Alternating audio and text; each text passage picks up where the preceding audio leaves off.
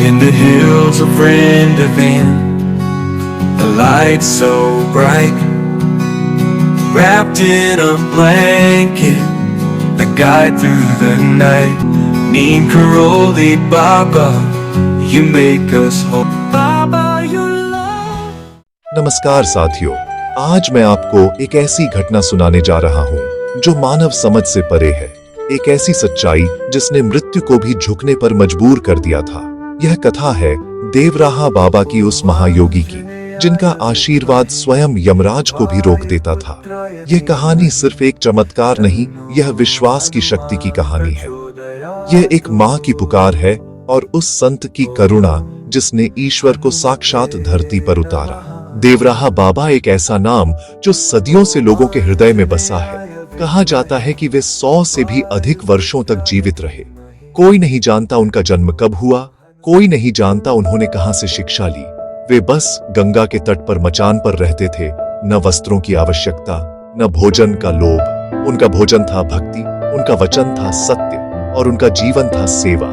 राजनेता, संत, साधु, विदेशी सभी उनके चरणों में बैठते थे। इंदिरा गांधी, राजीव गांधी, बड़े बड़े नेता उनसे आशीर्वाद लेने आते थे, लेकिन बाबा कभी किसी से कुछ नहीं मांगते थे। वे कहते थे, सच्चा भक्त वही है जो सेवा में खो जाए। उनकी आंखों में ऐसी शक्ति थी कि जो भी उन्हें देखता भीतर तक झंकृत हो जाता। उनका स्पर्श मानो आत्मा को शुद्ध कर देता था। अब सुनिए वो घटना जो 1980 में घटित हुई थी। गंगा उफान पर थी, मानसून का समय था, बिजली गरज रही थी और हर ओर भय का माहौल था। एक छोटे से गांव में एक माँ अपने बेटे को लेकर बैठी थी। बच्चा कई दिनों से बीमार था, बिना इलाज के, बिना आशा के। डॉक्टरों ने कह दिया था अब कोई उम्मीद नहीं, पर उस माँ के होठों पर बस एक नाम था, देवराहा बाबा, मेरे बच्चे को बचा लो। रात ढल रही थी, बारिश तेज हो गई। अचानक बच्चे ने अंतिम सांस ली। माँ ने रोते हुए उसे गोद में उठाया और बेमौसम अंधेरे में बाहर भाग पड़ी। लोग चिल्लाए, कहाँ जा रही हो? पर वह चीखती रही, बाबा मेरे बेटे को बुलाएंगे, बाबा के बिना मैं उसे नहीं जाने दूंगी। कदम फिसल रहे थे, लेकिन विश्वास नहीं डगमगाया। वह गंगा के तट तक पहुंची, जहां देवराहा बाबा ध्यानस्थ बैठे थे, ऊंची मचान पर जलते दीपक के सामने। बाबा, मेरे बच्चे को बचा लीजिए, ये मेरा सब कुछ है। बाबा मौन थे, उनकी आंखें बंद थीं, पर चेहरा तेजस्वी था। कुछ पल ऐसे बीते जैसे समय थम गया हो।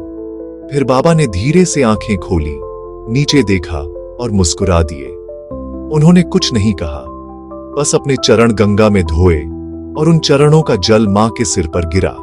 मां ने अपने बच्चे को बाबा के चरणों के पास रखा। इसका समय अभी नहीं हुआ। अचानक मचान के आसपास दिव्य प्रकाश फैल गया। आकाश में गूंज उठा शंखनाद, हवा थम गई और सबने देखा बच्चा जो निश्वास पड़ा था, उसने धीरे से आंखें खोली। जीवित है, मेरा बच्चा जीवित है। कहते हैं उसी क्षण बाबा ने ऊपर देखा और वहां एक दिव्य छवि प्रकट हुई। यमराज स्वयं खड़े थे। उन्होंने कहा, बाबा इसका जीवन तो समाप्त हो चुका था, फिर आपने इसे क्यों लौटा दिया? बाबा मुस्कुराए और बोले, जब मां पुकारती है विश्वास से, तो मृत्यु भी करुणा के आगे झुक जाती है। यमराज ने अपना सिर झुका लिया। वे बोले, आपकी आज्ञा सर्वश्रेष्ठ है, मैं पीछे हटता हूँ। और वह दृश्य मानो सृष्टि ने स्वयं देखा हो, कैसे एक संत के चरणों ने मृत्यु के नियमों को भी पलट दिया। उस दिन से वह बच्चा बाबा का वरदान कहलाया। वह बड़ा होकर मंदिर में सेवा करता रहा और हर साल बाबा के चरणों में दीप जलाता। देवराहा बाबा ने कभी इस घटना का उल्लेख नहीं किया।